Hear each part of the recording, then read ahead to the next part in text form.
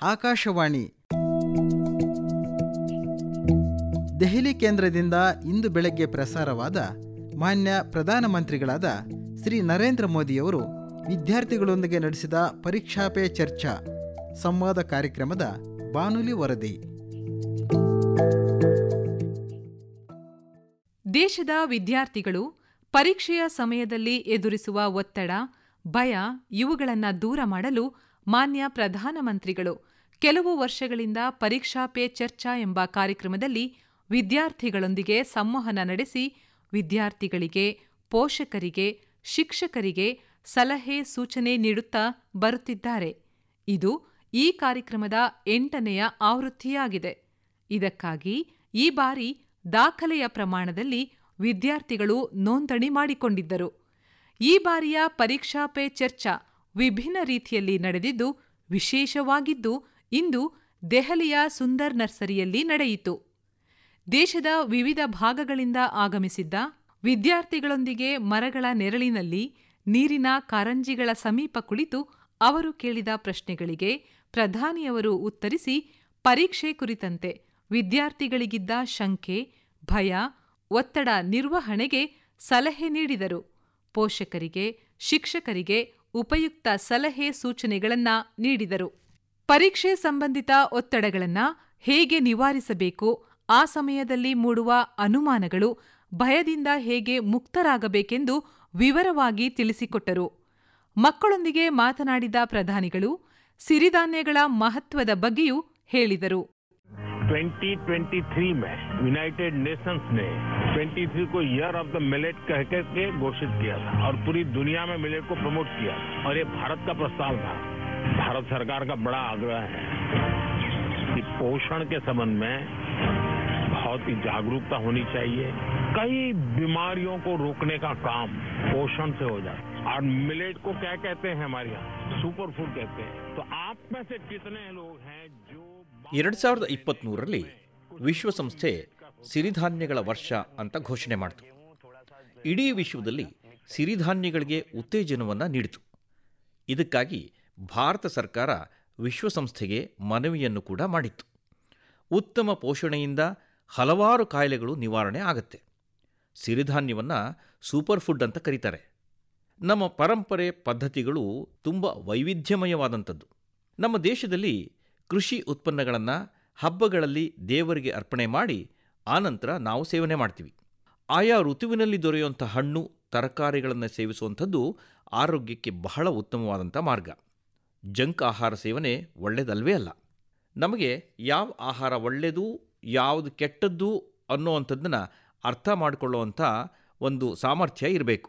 ಯಾವುದನ್ನು ತಿನ್ನಬೇಕು, ಯಾವುದನ್ನು ತಿನ್ನಬಾರ್ದು ಅನ್ನೋದು ನಮಗೆ ಅರ್ಥ ಆಗಬೇಕು. ಆಹಾರವನ್ನು ಯಾವ ರೀತಿ ಜಗಿದು ತಿನ್ನಬೇಕು, ಯಾವಾಗ ಎಷ್ಟು ಪ್ರಮಾಣದಲ್ಲಿ ತಿನ್ನಬೇಕು ಅನ್ನೋದನ್ನು ಕೂಡ ನಾವು ಅರ್ಥ ಮಾಡಿಕೊಳ್ಬೇಕು. ಆಹಾರ ಸೇವನೆಗೆ ಸಮಯವನ್ನು ಕೂಡ ನಿಗದಿಪಡಿಸಿಕೊಳ್ಬೇಕು. ಇದು ಅತ್ಯಗತ್ಯ ಮತ್ತು ಇದನ್ನು ನಿರಂತರವಾಗಿ ಅನುಸರಣೆ ಮಾಡಬೇಕು. ಅದೇ ರೀತಿ ನಿದ್ರೆ ಕೂಡ ಬಹಳ ಮಹತ್ವದ್ದು. ದೇಹಕ್ಕೆ ಸೂಕ್ತವಾಗಿ ವಿಶ್ರಾಂತಿ, ನಿದ್ರೆ ದೊರೆಯದಿದ್ದರೆ ಓದೋದಕ್ಕೆ ಮತ್ತು ಇತರ ಚಟುವಟಿಕೆಗಳನ್ನು ಮಾಡೋದಕ್ಕೆ ಕೂಡ ಶಕ್ತಿ ಬರೋಲ್ಲ. ಅಂತೆಯೇ ನಮ್ಮ ದೇಹಕ್ಕೆ ಸೂರ್ಯನ ಬೆಳಕು ಬಹಳ ಅಗತ್ಯ ಇದೆ. ಹೀಗಾಗಿ ವಿದ್ಯಾರ್ಥಿಗಳು ಪ್ರತಿದಿನ ಬೆಳಗ್ಗೆ ಸಾಧ್ಯವಾದಷ್ಟು ಹೊತ್ತು ಬಿಸಿಲಿಗೆ ತಮ್ಮನ್ನು ತಾವು ಒಡ್ಗೊಳ್ಬೇಕು. ಹಾಗೆಯೇ ಮರದ ಕೆಳಗೆ ನಿಂತು ದೀರ್ಘವಾದ ಉಸಿರಾಟ ಮಾಡುವಂಥ ಅಭ್ಯಾಸವನ್ನು ಕೂಡ ನೀವೆಲ್ಲ ಬೆಳೆಸ್ಕೊಳ್ಬೇಕು. ಪರೀಕ್ಷೆಯಲ್ಲಿ ಉತ್ತಮ ಅಂಕ ಬಾರದಿದ್ದರೆ ಭವಿಷ್ಯದ ಬಗ್ಗೆ ಭಯವಾಗುತ್ತದೆ ಎಂದು ವಿದ್ಯಾರ್ಥಿಯೊಬ್ಬರು ಕೇಳಿದ ಪ್ರಶ್ನೆಗೆ ಪ್ರಧಾನಿಗಳು, ಮಕ್ಕಳೇ, ಪರೀಕ್ಷೆಗಳು ಕೇವಲ ಅಂಕ ಗಳಿಕೆಗಾಗಿ ಮಾತ್ರ ಅಲ್ಲ. ಅದು ಒಂದು ಹಾದಿ ಅಷ್ಟೇ. ಅದನ್ನೇ ನಿಮ್ಮ ಗುರಿ ಅಂಥೇಳಿ ಇಟ್ಕೋಬಾರ್ದು. 10-12ನೇ ತರಗತಿಯಲ್ಲಿ ಉತ್ತಮ ಅಂಕ ಗಳಿಸದಲೇ ಇದ್ದರೆ ಜೀವನ ಅಂತ್ಯ ಅಲ್ಲ ಅನ್ನೋದನ್ನು ನಾವೆಲ್ಲ ಅರ್ಥ ಮಾಡ್ಕೋಬೇಕು. ಇದಕ್ಕೆ ಕ್ರಿಕೆಟ್ ಮ್ಯಾಚ್ನ ಉದಾಹರಣೆ ನಾನು ಕೊಡ್ತೀನಿ. ಮೈದಾನದಲ್ಲಿ ಬ್ಯಾಟಿಂಗ್ ಮಾಡೋ ಅಂತಹ ಆಟಗಾರ ಪ್ರೇಕ್ಷಕರು ಏನೇ ಕೂಗಿದ್ರೂ ಕೂಡ ಅದರ ಬಗ್ಗೆ ಗಮನ ಕೊಡ್ತಾನೇನೋ? ಗಮನ ಕೊಡೋದೇ ಇಲ್ಲ. ಗಮನ ಹರಿಸದೆ ಯಾವ ರೀತಿ ತನ್ನ ಎದುರಿನಲ್ಲಿ ಬರ್ತಾ ಇರೋಂತಹ ಚೆಂಡಿನ ಮೇಲೆ ಮಾತ್ರ ಗಮನ ಕೇಂದ್ರೀಕರಿಸಿಕೊಂಡಿರ್ತಾನೋ ಅದೇ ರೀತಿ ನೀವು ಕೂಡ ನಿಮ್ಮ ಓದಿನ ಬಗ್ಗೆ ಮಾತ್ರ ಗಮನವನ್ನು ಕೊಡಬೇಕು ಮತ್ತು ಇತರ ಒತ್ತಡಗಳ ಮೇಲೆ ಗಮನವನ್ನು ಹರಿಸಬಾರ್ದು. ನಿಮ್ಮ ಗುರಿ ನಿಮಗೆ ತಿಳಿದಿದ್ದರೆ ಯಾವುದೇ ಒತ್ತಡ ನಿಮಗೆ ಅಡಚಣೆ ಅಂತ ಅನಿಸೋದೇ ಇಲ್ಲ. ಮಕ್ಕಳೇ, ಪ್ರತಿ ಬಾರಿ ನಿಮಗೆ ನೀವೇ ಸವಾಲನ್ನು ಹಾಕ್ಕೊಳ್ಳಿ. ಈ ಬಾರಿಗಿಂತ ಮುಂದಿನ ಬಾರಿ ಹೆಚ್ಚಿನ ಅಂಕ ಬರಬೇಕು ಅನ್ನೋಂಥ ಗುರಿಯನ್ನು ಕೂಡ ನೀವು ಹಾಕ್ಕೊಳ್ಳಿ. ನಿಮ್ಮೊಂದಿಗೆ ನೀವೇ ಹೋರಾಡುವಂತಹ ಪ್ರಯತ್ನವನ್ನು ಮಾಡಿ.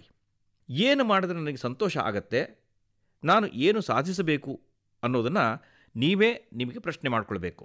ನಾಯಕತ್ವದ ಗುಣಗಳನ್ನು ತಿಳಿಸಬೇಕೆಂದು ವಿದ್ಯಾರ್ಥಿಯೊಬ್ಬರು ಕೇಳಿದ ಪ್ರಶ್ನೆಗೆ ನಗುತ್ತಾ ತಮಾಷೆಯಾಗಿ ಉತ್ತರಿಸಿದ ಪ್ರಧಾನಿಯವರು, ನಾಯಕ ಅಂದರೆ ಕೇವಲ ಕುರ್ತಾ ಪೈಜಾಮವನ್ನು ಧರಿಸಿ ಹೆಗಲಿಗೆ ಚೀಲ ಧರಿಸಿದವನಲ್ಲ. ಅವನು ಕೇವಲ ಭಾಷಣ ಮಾಡೋನು ಮಾತ್ರ ಅಲ್ಲ. ನಾಯಕನಾಗಬೇಕಾದ್ರೆ ಬೇರೆಯವರಿಗೆ ಆತ ಮಾದರಿಯಾಗಿರಬೇಕು. ಇತರರಿಗೆ ಉದಾಹರಣೆಯಾಗುವಂಥ ರೀತಿಯಲ್ಲಿ ಅವನ ನಡವಳಿಕೆ ಇರಬೇಕು.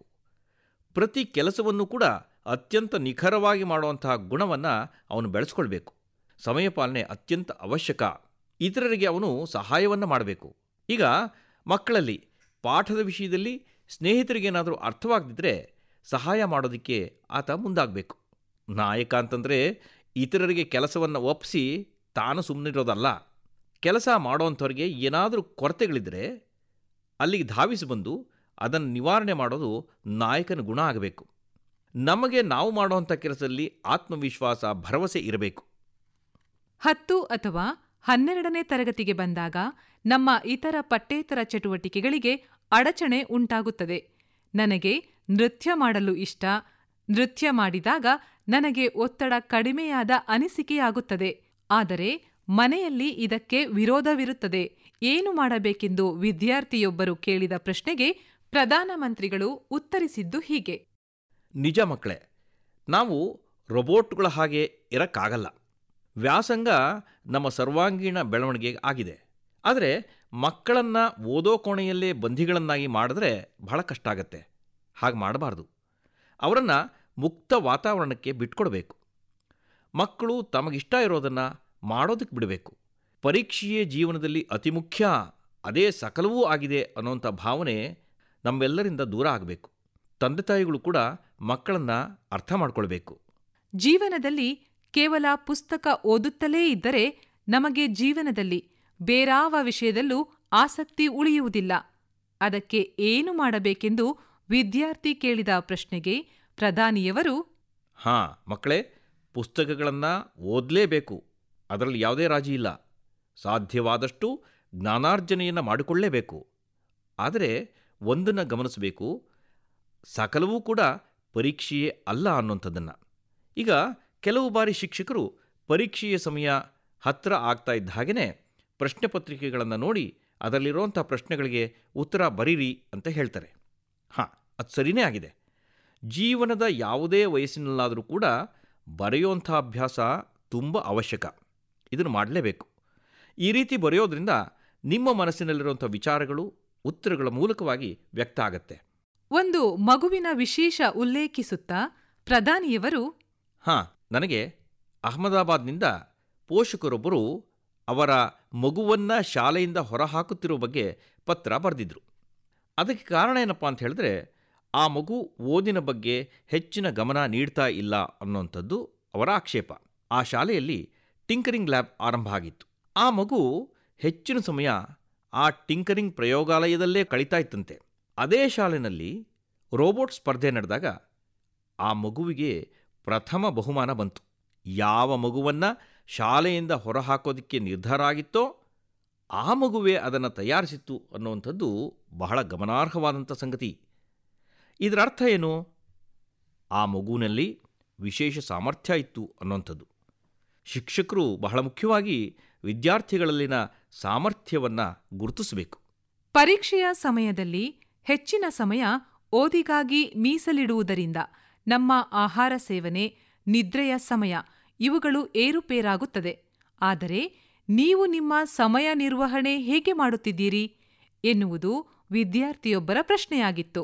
ಅದಕ್ಕೆ ಪ್ರಧಾನಿಯವರು, ಹೌದು ಮಕ್ಕಳೇ, ನಮ್ಮೆಲ್ಲರಿಗೂ ಕೂಡ ದಿನದಲ್ಲಿ 24 ಗಂಟೆಗಳ ಸಮಯ ಇದೆ. ಕೆಲವರು ಅದನ್ನು ಸರಿಯಾಗಿ ನಿರ್ವಹಿಸ್ತಾರೆ, ಕೆಲವರಿಗೆ ಅದನ್ನು ಹೇಗೆ ನಿರ್ವಹಣೆ ಮಾಡಬೇಕು ಅನ್ನೋದು ತಿಳಿದಿರೋದಿಲ್ಲ. ನಮ್ಮ ಸಮಯವನ್ನು ಹೇಗೆ ಉಪಯುಕ್ತವಾಗಿ ಮಾಡಿಕೊಳ್ಬೇಕು ಅನ್ನೋದನ್ನು ನಾವು ಕಲ್ತ್ಕೋಬೇಕು. ನಾವು ಸಮಯವನ್ನು ಪೋಲು ಮಾಡಬಾರ್ದು. ಮಾಡಬೇಕಾದ ಕೆಲಸಗಳನ್ನು ಮುಂಚೆ ಬರೆದಿಟ್ಕೊಳ್ಬೇಕು. ನಮಗಿಷ್ಟವಾದ ಕೆಲಸ ಮೊದಲು ಮಾಡೋದು, ಇಷ್ಟವಿಲ್ಲದ ಕೆಲಸ ಆಮೇಲೆ ಮಾಡೋಣ ಅಂಥೇಳಿ ಮುಂದೂಡೋದು, ಇದನ್ನು ಮಾಡಬಾರ್ದು. ಸವಾಲಿನಂತೆ ಸ್ವೀಕಾರ ಮಾಡಿ ಇಷ್ಟ ಇಲ್ಲದ ಕೆಲಸವನ್ನು ಕೂಡ ಸಕಾಲದಲ್ಲೇ ಮುಗಿಸ್ಬೇಕು. ಉದಾಹರಣೆಗೆ, ನಿಮಗೆ ಭೂಗೋಳ ಇಷ್ಟ ಇಲ್ಲ ಅಂತ ಅಂದ್ಕೊಳ್ಳಿ, ಅದು ಅರ್ಥವಾಗ್ತಿಲ್ಲ ಅಂತ ಅಂದ್ಕೊಳ್ಳಿ. ಹಾಗೆ ಅರ್ಥವಾಗದಿದ್ದರೆ ಅದನ್ನು ಒಂದು ಸವಾಲಿನ ಹಾಗೆ ಸ್ವೀಕರಿಸಿ ಅದನ್ನು ಮತ್ತೆ ಮತ್ತೆ ಓದಿ ಅರ್ಥವನ್ನು ಮಾಡಿಕೊಳ್ಬೇಕು. ಸಮಯ ನಿರ್ವಹಣೆಯ ಸಂಕಲ್ಪವನ್ನು ನಾವೆಲ್ಲರೂ ಮಾಡಬೇಕು. ಪರೀಕ್ಷೆಯ ಸಮಯದಲ್ಲಿ ನಮ್ಮ ಮನಸ್ಸು ಚಂಚಲವಾಗದಂತೆ ಯಾವ ರೀತಿ ಶಾಂತತೆ ಕಾಪಾಡಿಕೊಳ್ಳಬೇಕು ಎನ್ನುವುದು ವಿದ್ಯಾರ್ಥಿಯೊಬ್ಬರ ಪ್ರಶ್ನೆಯಾಗಿತ್ತು.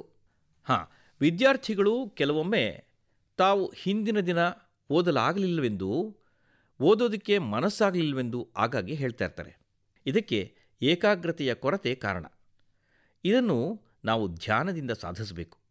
ವಿದ್ಯಾರ್ಥಿಗಳೊಂದಿಗೆ ನೀರಿನ ಕಾರಂಜಿಯ ಸಮೀಪ ಕುಳಿತ ಪ್ರಧಾನಿ ಮಕ್ಕಳಿಗೆ ಏಕಾಗ್ರಚಿತ್ತದಿಂದ ಪಕ್ಷಿಗಳ ಕಲರವ, ನೀರಿನ ಕಾರಂಜಿಯ ಸದ್ದು, ಗಾಳಿಯ ಸದ್ದು ಆಲಿಸಲು ಹೇಳಿದರು. ಮಕ್ಕಳೇ, ಈ ಶಬ್ದಗಳನ್ನೆಲ್ಲ ನೀವು ಗಮನಿಸ್ತಾ ಇದ್ದೀರಲ್ವಾ? ಈ ಶಬ್ದಗಳು ನಾವು ಗಮನಿಸುವ ಮೊದಲೂ ಇದ್ವು, ಈಗಲೂ ಇದೆ. ಆದರೆ ಆಗ ನಮ್ಮ ಗಮನ ಅವುಗಳ ಮೇಲೆ ಇರಲಿಲ್ಲ ಅಷ್ಟೆ. ಆದರೆ ನಾವು ಕಣ್ಣುಮುಚ್ಚಿ ಏಕಾಗ್ರತೆಯಿಂದ ಆಲಿಸಿದಾಗ ಎಲ್ಲ ಶಬ್ದಗಳು ಹೇಗೆ ನಮ್ಮ ಅರಿವಿಗೆ ಬಂದವೋ ಅದೇ ರೀತಿ ನಾವು ಧ್ಯಾನದಿಂದ ಏಕಾಗ್ರತೆಯನ್ನು ಸಾಧಿಸಿದಾಗ ಓದೋ ಸಮಯದಲ್ಲಿ, ಪರೀಕ್ಷೆಯ ಸಮಯದಲ್ಲಿ ಇತರ ಯಾವುದೇ ಅಡಚಣೆಗಳು, ಒತ್ತಡಗಳು ಕೂಡ ನಮ್ಮನ್ನು ಖಂಡಿತವಾಗಿ ಬಾಧಿಸೋದಿಲ್ಲ. ಪ್ರಾಣಾಯಾಮವನ್ನು ಅಭ್ಯಾಸ ಮಾಡಬೇಕು. ಪ್ರತಿದಿನ ಧ್ಯಾನ, ಪ್ರಾಣಾಯಾಮದಿಂದ ಏಕಾಗ್ರತೆ ಸಾಧಿಸೋದಕ್ಕೆ ಬಹಳ ಸಹಾಯಕವಾಗುತ್ತೆ ಮಕ್ಕಳೇ. ಕೆಲವೊಮ್ಮೆ ನಾವು ದೊಡ್ಡವರಾಗುತ್ತಿದ್ದಂತೆಯೇ ಅರಿವಿಲ್ಲದೆಯೇ ಖಿನ್ನತೆಗೆ ಜಾರುತ್ತೇವೆ. ಅದರ ನಿವಾರಣೆ ತಿಳಿಸಿ ಎಂಬ ಪ್ರಶ್ನೆಗೆ ಪ್ರಧಾನಿಗಳು ಉತ್ತರಿಸಿದ್ದು ಹೀಗೆ. ನೋಡಿ, ದೊಡ್ಡವರು ಆಗ್ತಾ ಇದ್ದ ಹಾಗೆ ನಮ್ಮ ಸ್ವಭಾವದಲ್ಲಿ ಕೂಡ ಬದಲಾವಣೆ ಆಗ್ತಾ ಹೋಗುತ್ತೆ. ಮೊದಲು ಒಡ ಹುಟ್ಟಿದವರೊಂದಿಗೆ, ಶಾಲೆಯಿಂದ ಬಂದ ಕೂಡಲೇ ತಾಯಿಯೊಂದಿಗೆ ಕೆಲವೊಂದು ವಿಷಯಗಳನ್ನು ಹಂಚಿಕೊಳ್ತಿದ್ವು. ಈ ಮೊದಲು ಮನೆಯಲ್ಲಿ ಅಜ್ಜ, ಅಜ್ಜಿ, ಚಿಕ್ಕಪ್ಪ, ಚಿಕ್ಕಮ್ಮ ಹೀಗೆ ಬಹಳಷ್ಟು ಜನ ಇರ್ತಿದ್ರು. ಕೂಡು ಕುಟುಂಬಗಳಿರ್ತಿದ್ವು. ಆಗ ಮನೆಯೇ ವಿಶ್ವವಿದ್ಯಾನಿಲಯ ಇದ್ದ ಹಾಗೆ ಇರ್ತಿತ್ತು ಅಲ್ವಾ? ನೀವು ಈ ರೀತಿ ಅವರೊಂದಿಗೆ ವಿಷಯ ಹಂಚಿಕೊಂಡಾಗ ಅದರ ತಪ್ಪು ಒಪ್ಪುಗಳನ್ನು ಕೂಡ ಅವರು ನಿಮಗೆ ತಿಳಿಸಿ ಹೇಳ್ತಾ ಇದ್ರು. ಆಗ ನಿಮ್ಮ ಮನಸ್ಸಿನ ಒತ್ತಡ ಖಂಡಿತವಾಗಿ ಕಡಿಮೆ ಆಗ್ತಾಯಿತ್ತು ಅಲ್ವಾ? ಈಗ ಅಂತಹ ಕುಟುಂಬಗಳು ಅತ್ಯಂತ ವಿರಳ. ಆದ್ದರಿಂದ ನೀವು ನಿಮ್ಮ ಮನಸ್ಸಿನಲ್ಲಿ ಯಾವುದೇ ಖಿನ್ನತೆ, ದ್ವಂದ್ವ ಇದ್ದರೆ ಅದನ್ನು ಯಾವುದೇ ಸಂಕೋಚವಿಲ್ಲದೆ ನಿಮ್ಮ ಆಪ್ತರಲ್ಲಿ ಹೇಳ್ಕೊಳ್ಳೇಬೇಕು ಮಕ್ಕಳೇ. ಹೇಳದೆ ಮನಸ್ಸಿನಲ್ಲೇ ತುಂಬಿಕೊಂಡಿದ್ದರೆ ಕ್ರಮೇಣ ಅದು ಹೆಚ್ಚಾಗ್ತಾ ಹೋಗುತ್ತೆ. ನಿಮಗೆ ಒಂದು ಉದಾಹರಣೆ ಹೇಳ್ತೀನಿ. ನಾನು ಓದುವಂಥ ಸಮಯದಲ್ಲಿ ನನ್ನ ಬರವಣಿಗೆ ಕೂಡ ಸುಂದರವಾಗಿರಲಿಲ್ಲ. ನನ್ನ ಬರವಣಿಗೆಯನ್ನು ಸುಂದರವಾಗಿಸೋದಕ್ಕೆ ನನ್ನ ಶಿಕ್ಷಕರು ತುಂಬ ಶ್ರಮ ವಹಿಸ್ತಾಯಿದ್ರು. ಆಗ ನನಗನ್ನಿಸ್ತಾ ಇತ್ತು, ನನಗಾಗಿ ನನ್ನ ಶಿಕ್ಷಕರು ಇಷ್ಟು ಶ್ರಮ ಪಡ್ತಾ ಇರುವಾಗ ನಾನು ಯಾಕೆ ಶ್ರಮ ಪಡಬಾರ್ದು ಅಲ್ವಾ? ಹಾಗೆ ನೀವು ನಿಮ್ಮ ಕೈಲಾಗುವ ಪ್ರಯತ್ನವನ್ನು ಮಾಡಲೇಬೇಕು ಮಕ್ಕಳೇ. ನಮ್ಮ ಇಷ್ಟದ ವೃತ್ತಿ ಸಂಬಂಧಿತ ಕೋರ್ಸ್ ಆಯ್ಕೆ ಮಾಡಿಕೊಳ್ಳುವ ಸಮಯದಲ್ಲಿ ತಂದೆ ತಾಯಿಯರ ಮನಸ್ಸಿಗೆ ನೋವಾಗದಂತೆ ಯಾವ ರೀತಿ ನಾವು ಅವರನ್ನ ಒಪ್ಪಿಸಬಹುದು ಎನ್ನುವುದು ವಿದ್ಯಾರ್ಥಿಯೊಬ್ಬರ ಪ್ರಶ್ನೆಯಾಗಿತ್ತು. ಇದಕ್ಕೆ ಪ್ರಧಾನಿಯವರ ಉತ್ತರ: ಹೌದು, ತಂದೆ ತಾಯಿಗೆ ಮಕ್ಕಳ ವಿದ್ಯಾಭ್ಯಾಸ, ಅವರ ವೃತ್ತಿ ಕುರಿತ ಹಾಗೆ ಬಹಳ ನಿರೀಕ್ಷೆ ಇರುತ್ತೆ. ಅದಕ್ಕೆ ಬಾಹ್ಯ ಪ್ರಪಂಚವೂ ಒಂದು ಕಾರಣ. ಬೇರೆಯವರ ಮಕ್ಕಳನ್ನು ನೋಡಿ ತಮ್ಮ ಮಕ್ಕಳು ಕೂಡ ಅವರ ಹಾಗೆಯೇ ಇರಬೇಕು ಅಂಥೇಳಿ ಅವರು ಬಯಸುವಂಥದ್ದು ಸಹಜವೇ. ಪ್ರತಿಯೊಂದು ಮಗುವಿಗೂ ಕೂಡ ತನ್ನದೇ ಆದಂಥ ಸಾಮರ್ಥ್ಯ ಇರುತ್ತೆ. ಪೋಷಕರೇ, ದಯವಿಟ್ಟು ನಿಮ್ಮ ಮಕ್ಕಳಲ್ಲಿನ ಸಾಮರ್ಥ್ಯವನ್ನು ಗುರುತಿಸಿ ಅವರಿಗೆ ಸ್ವತಂತ್ರವಾಗಿ ತಮ್ಮ ವೃತ್ತಿಪರ ಕೋರ್ಸ್ ಆಯ್ಕೆಗೆ ನೀವು ಪ್ರೋತ್ಸಾಹ ಮಾಡಬೇಕು. ಇದನ್ನು ತಂದೆ ತಾಯಿಯವರಲ್ಲಿ ಅತ್ಯಂತ ವಿನಮ್ರವಾಗಿ ನಾನು ಮನವಿಯನ್ನು ಮಾಡ್ತಾ ಇದ್ದೇನೆ. ಕೌಶಲ್ಯದ ಸಾಮರ್ಥ್ಯ ಬಹಳ ದೊಡ್ಡದು. ಮಕ್ಕಳ ಸಾಮರ್ಥ್ಯ ಗುರುತಿಸಬೇಕು. ಅವರ ಮೇಲೆ ಪೋಷಕರು ಯಾವುದೇ ರೀತಿಯ ಒತ್ತಡಗಳನ್ನು ಹೇರಬಾರದು. ನನಗೆ ನನ್ನ ನಿರೀಕ್ಷೆಗಿಂತ ಕಡಿಮೆ ಅಂಕ ಬಂದರೂ ನಾನು ಖಿನ್ನತೆಗೆ ಒಳಗಾಗುತ್ತೇನೆ, ನಿರಾಶಳಾಗುತ್ತೇನೆ. 95 ಅಂಕ ನಿರೀಕ್ಷೆಯಿತ್ತು, ಆದರೆ 93 ಬಂದಿದೆ ಎಂದು ಬಹಳ ನಿರಾಶಳಾದೆ. ದಯವಿಟ್ಟು ಸಲಹೆ ನೀಡಬೇಕೆಂಬ ವಿದ್ಯಾರ್ಥಿಯೊಬ್ಬಳ ಮನವಿಗೆ ಪ್ರಧಾನಿಯವರು ಹೀಗೆಂದರು: ನಿಮ್ಮ ಮೇಲೆ ನೀವು ಭರವಸೆಯನ್ನಿಟ್ಕೊಳ್ಳಿ, ಖಂಡಿತ ಸಾಧಿಸ್ತೀರಿ. ನೀವು ನಿಮ್ಮನ್ನು ನೀವು ಏಕಾಂಗಿ ಎಂದು ಭಾವಿಸಬಾರ್ದು. ನಿಮ್ಮ ಕುಟುಂಬದ ಸದಸ್ಯರ ಜೊತೆಗೆ ನೀವು ಮನಬಿಚ್ಚಿ ಮಾತನಾಡಬೇಕು. ನಿಮಗೆ ನೀವೇ ಸವಾಲು ಹಾಕ್ಕೊಳ್ಳಿ. ಆ ಸವಾಲನ್ನು ಎದುರಿಸಿ ಗೆಲ್ಲೋದನ್ನು ಖಚಿತಪಡಿಸಿಕೊಳ್ಳಿ. ಸಣ್ಣ ಸಣ್ಣ ಗುರಿಗಳನ್ನು ಇರಿಸಿಕೊಳ್ಳಿ. ಅವುಗಳ ಸಾಧನೆಗಳತ್ತ ಗಮನಹರಿಸಿ. ನಿಮ್ಮ ವಿಫಲತೆಗಳನ್ನು ಗೆಲುವಿನ ಮೆಟ್ಟಿಲುಗಳನ್ನಾಗಿಸಿಕೊಳ್ಳಿ.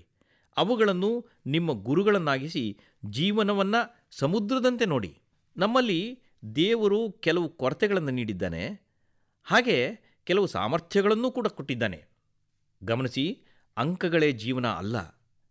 ನಿಮ್ಮ ಸಾಮರ್ಥ್ಯದ ಮೇಲೆ ನೀವು ಗಮನವನ್ನು ಹರಿಸಬೇಕು. ವಿದ್ಯಾರ್ಥಿಯೊಬ್ಬರು ತಂತ್ರಜ್ಞಾನ ನಮಗೆ ಯಾವ ರೀತಿ ಉಪಯುಕ್ತ ಎಂದು ಕೇಳಿದ ಪ್ರಶ್ನೆಗೆ ಪ್ರಧಾನಿಗಳು, ಮಕ್ಕಳೇ, ನೀವೆಲ್ಲರೂ ತಂತ್ರಜ್ಞಾನದ ಯುಗದಲ್ಲಿ ಜನಿಸಿದ್ದೀರಿ. ಇದರಿಂದ ಬಹಳಷ್ಟು ನೀವು ಕಲಿಯಬಹುದು. ತಂತ್ರಜ್ಞಾನ ಅನ್ನುವಂಥದ್ದು ಬಹಳ ದೊಡ್ಡ ಶಕ್ತಿ. ಸಂಶೋಧನಕಾರರು, ವಿಜ್ಞಾನಿಗಳು ತಂತ್ರಜ್ಞಾನ ಅಭಿವೃದ್ಧಿಯನ್ನು ಮಾಡ್ತಲೇ ಬಂದಿದ್ದಾರೆ. ತಂತ್ರಜ್ಞಾನವಾದರೂ ನಿಮ್ಮ ಉಪಯೋಗಕ್ಕಾಗೇ ಇರುವಂಥದ್ದು. ಇದನ್ನು ನೀವು ಅರ್ಥ ಮಾಡ್ಕೋಬೇಕು. ಅದರ ಸಾಕಷ್ಟು ಉಪಯೋಗವನ್ನು ಕೂಡ ನೀವು ಪಡ್ಕೊಳ್ಬೇಕು. ನಾವು ನಿರಂತರವಾಗಿ ಪ್ರಯತ್ನಶೀಲರಾಗಿರಲೇಬೇಕು. ವಿದ್ಯಾರ್ಥಿಗಳೊಂದಿಗೆ ವನದಲ್ಲಿ ಸಂಚರಿಸುತ್ತಾ ಸಂವಾದ ನಡೆಸಿದ ಮಾನ್ಯ ಪ್ರಧಾನಿಯವರು ವಿದ್ಯಾರ್ಥಿಗಳಿಗೆ ಪರಿಸರದ ಬಗ್ಗೆ ಮಾಹಿತಿ ನೀಡಿದರು. ನಾವು ಯಾವ ರೀತಿ ಪರಿಸರವನ್ನು ರಕ್ಷಿಸಬೇಕು ಎಂಬ ಅರಿವು ನೀಡಿದರು. ಮಕ್ಕಳು ಪರಿಸರದ ಬಗ್ಗೆ ಮಾತನಾಡಿದ ವಿಚಾರ ಆಲಿಸಿದ ಪ್ರಧಾನಿಗಳು, ನನ್ನ ದೇಶದ ಮಕ್ಕಳ ಮನಸ್ಸಿನಲ್ಲಿ ಪರಿಸರ ಕುರಿತ ಚಿಂತನೆ ಇರುವಂಥದ್ದು ನನಗೆ ತುಂಬ ಸಂತೋಷವಾಗಿದೆ. ಪ್ರಕೃತಿಯ ಶೋಷಣೆಯ ಸ್ವಭಾವ ನಮ್ಮದಲ್ಲ. ನಾವು ಪ್ರಕೃತಿಯ ರಕ್ಷಣೆಯನ್ನು ಮಾಡಬೇಕು. ನಮ್ಮ ಸಂಸ್ಕೃತಿಯಲ್ಲಿ ಗಿಡಮರಗಳನ್ನು, ನದಿಗಳನ್ನು ಪೂಜಿಸುತ್ತಿದ್ದೇವೆ. ಈ ಸಂಸ್ಕೃತಿಯನ್ನು ನೀವೆಲ್ಲರೂ ಮುಂದುವರಿಸಬೇಕು. ಏಕ್ ಪೇಡ್ ಮಾ ಕಾ ನಾಮ್ ಈ ಅಭಿಯಾನ ಕೇಳಿದಿರಲ್ಲ? ಈ ಅಭಿಯಾನದಲ್ಲಿ ನಾವು ಇಬ್ಬರು ಮಾತೆಯರಿಗೆ ಗೌರವವನ್ನು ಸಲ್ಲಿಸ್ತಾ ಇದ್ದೇವೆ. ಒಂದು ನಮ್ಮ ಹೆತ್ತ ತಾಯಿಗೆ ಮತ್ತು ಇನ್ನೊಂದು ನಮ್ಮನ್ನು ರಕ್ಷಿಸುತ್ತಿರುವ ನಮ್ಮ ಪ್ರಕೃತಿ ಮಾತೆಗೆ. ನಿಮ್ಮದೇ ಆದ ಹಸಿರು ಸ್ವರ್ಗವನ್ನು ಸೃಷ್ಟಿಸಿ, ಮನೆಯ ಸುತ್ತಮುತ್ತ ಗಿಡವನ್ನು ನೆಡಿ. ಹೀಗೆ ನಾನು ನಿಮ್ಮಲ್ಲಿ ಮನವಿ ಮಾಡ್ತೇನೆ. ನಿಮಗೆ ಯಾರು ಸ್ಫೂರ್ತಿ ಎಂದು ವಿದ್ಯಾರ್ಥಿಯೊಬ್ಬರು ಕೇಳಿದ ಪ್ರಶ್ನೆಗೆ ಪ್ರಧಾನಿಗಳು, ಭಾರತದ 140 ಕೋಟಿ ಜನರೇ ನನ್ನ ಸ್ಫೂರ್ತಿ. ತಂದೆ ತಾಯಿಯರಿಗೆ ಸಲಹೆ ನೀಡಿದ ಪ್ರಧಾನಿಗಳು, ತಂದೆ ತಾಯಿಗಳೇ, ಮಕ್ಕಳನ್ನು ಅರ್ಥ ಮಾಡಿಕೊಳ್ಳುವ ಪ್ರಯತ್ನವನ್ನು ಮಾಡಿ. ಅವರ ಆಸೆ ಸಾಮರ್ಥ್ಯವನ್ನು ಅರಿಯಿರಿ. ಮಕ್ಕಳಿಗೆ ಕ್ರೀಡೆಗಳ ಮೇಲೆ ಮನಸ್ಸಿದ್ದರೆ ಅವರನ್ನು ಕ್ರೀಡಾ ಸ್ಪರ್ಧೆಗೆ ಕರೆದೊಯ್ಯಿರಿ. ಇದರಿಂದ ಅವರು ಪ್ರೇರಣೆಯನ್ನು ಪಡೆಯುತ್ತಾರೆ. ಅವರ ಇಷ್ಟದ ಪಠ್ಯೇತರ ಚಟುವಟಿಕೆಗಳಿಗೆ, ವಿಷಯಗಳಿಗೆ ಪ್ರೋತ್ಸಾಹವನ್ನು ನೀಡಿ. ಅಂತೆಯೇ ಶಿಕ್ಷಕರಿಗೆ ಸಲಹೆ ನೀಡಿದ ಪ್ರಧಾನಿಗಳು, ಪ್ರಿಯ ಶಿಕ್ಷಕರೇ, ಶಾಲೆಯಲ್ಲಿ ಉತ್ತಮ ಜಾಣ ಮಕ್ಕಳಿಗೆ ಮಾತ್ರ ಪ್ರೋತ್ಸಾಹವನ್ನು ನೀಡಬೇಡಿ. ಮಕ್ಕಳ ನಡುವೆ ತಾರತಮ್ಯವನ್ನು ಮಾಡಲೇಬಾರದು. ದಡ್ಡ ಮಕ್ಕಳನ್ನು ಇತರ ಮಕ್ಕಳ ಎದುರು ಕೂಡ ಬೈಬಾರ್ದು. ಒಂದು ವೇಳೆ ಅಂತಹ ಮಕ್ಕಳಿಗೆ ಬುದ್ಧಿ ಹೇಳಬೇಕು ಅಂತನ್ಸಿದ್ರೆ ಅವರನ್ನು ಪ್ರತ್ಯೇಕವಾಗಿ ಕರೆದು, ಮಗು, ನೀ ಜಾಣ, ಆದರೆ ಮನಸ್ಸಿಟ್ಟು ಓದ್ತಾ ಇಲ್ಲ ಅಷ್ಟೆ, ಸ್ವಲ್ಪ ಏಕಾಗ್ರತೆ ನೀಡು ಅಂತ ಪ್ರೀತಿಯಿಂದ ಹೇಳಿ. ಆಗ ಮಕ್ಕಳಲ್ಲಿ ಖಂಡಿತವಾಗಿ ಬದಲಾವಣೆ ಕಂಡುಬರುತ್ತೆ. ಕೆಲವೊಮ್ಮೆ ಬುದ್ಧಿವಂತ ಮಕ್ಕಳನ್ನು ಮುಂದೆ ಕೂಡಿಸ್ಬಿಟ್ಟು ಇತರ ಮಕ್ಕಳನ್ನು ಹಿಂದಿನ ಸಾಲಿಗೆ ಕಳಿಸ್ತಾರೆ. ಹೀಗೆ ಖಂಡಿತ ಮಾಡಬಾರ್ದು. ಕಾರ್ಯಕ್ರಮದಲ್ಲಿ ಪಾಲ್ಗೊಂಡಿದ್ದ ವಿದ್ಯಾರ್ಥಿಗಳು ಪ್ರಧಾನಿಯವರು ಬಹಳ ಉಪಯುಕ್ತ ಸಲಹೆಗಳನ್ನು ನೀಡಿದರು. ನಮ್ಮಲ್ಲಿ ಸಕಾರಾತ್ಮಕ ಭಾವನೆ ತುಂಬಿದರು. ಯಾವ ರೀತಿ ಒತ್ತಡ ಮುಕ್ತವಾಗಿ ಪರೀಕ್ಷೆಗಳನ್ನು ಎದುರಿಸಬೇಕೆಂದು ಸಲಹೆ ನೀಡಿದರು.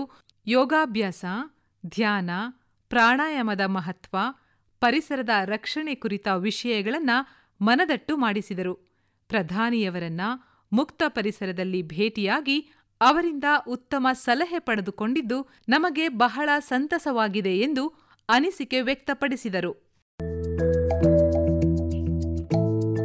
ಇದುವರೆಗೆ ದೆಹಲಿ ಕೇಂದ್ರದಿಂದ ಇಂದು ಬೆಳಗ್ಗೆ ಪ್ರಸಾರವಾದ ಮಾನ್ಯ ಪ್ರಧಾನಮಂತ್ರಿಗಳಾದ ಶ್ರೀ ನರೇಂದ್ರ ಮೋದಿಯವರು ವಿದ್ಯಾರ್ಥಿಗಳೊಂದಿಗೆ ನಡೆಸಿದ ಪರೀಕ್ಷಾ ಪೇ ಚರ್ಚಾ ಸಂವಾದ ಕಾರ್ಯಕ್ರಮದ ಬಾನುಲಿ ವರದಿ ಕೇಳಿದಿರಿ. ಪ್ರಸ್ತುತಿ ಕೃಷ್ಣಪ್ಪ ಕೆವಿ ಹಾಗೂ ನಂದನ್ ಕುಮಾರ್ ಎಲ್ಒ. ನಿರೂಪಣೆ ಹಾಗೂ ನಿರ್ವಹಣೆ ಡಾಕ್ಟರ್ ಎಎಸ್ ಶಂಕರನಾರಾಯಣ. ಸಹ ನಿರೂಪಣೆ ಕೆಎನ್ ಅನುಪಮ. ಈ ಕಾರ್ಯಕ್ರಮ ಬೆಂಗಳೂರು ಆಕಾಶವಾಣಿ ಕೇಂದ್ರದ ಕೊಡುಗೆ.